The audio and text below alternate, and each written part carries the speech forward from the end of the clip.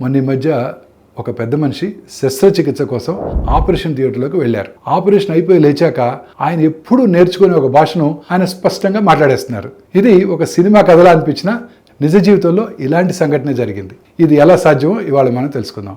ఇలాంటి అరుదైన ఘటనలు ఇంతకు ముందు కూడా చాలా నమోదయ్యాయి.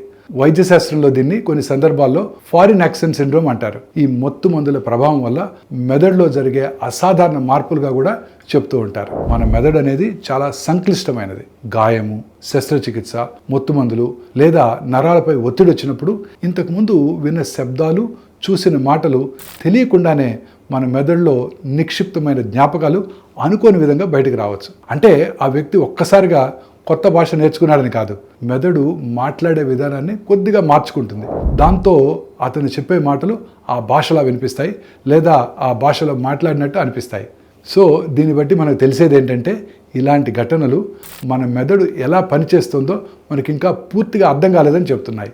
మాట, జ్ఞాపకము, భాష ఇవన్నీ ఒకదాంతో ఒకటి బలంగా ముడిపడి ఉంటాయి. చిన్న చిన్న మార్పులు కూడా పెద్ద ఆశ్చర్యకర ఫలితానికి దారితీస్తుంది. సో దీన్ని బట్టి మనకు తెలిసేది ఏంటంటే మన మెదడు కంప్యూటర్ హార్డ్ డిస్క్ కాదు, అది జీవంతో స్పందించే మార్పులకు అలవాటు పడే ఒక నెట్వర్క్. వైద్యం అనేది శరీరంపై శస్త్రచికిత్స చేయగలదు, కానీ మనసు, మెదడు ఇంకా శాస్త్రానికి పూర్తిగా అర్థం కాని రహస్యాలతో నిండి ఉంది.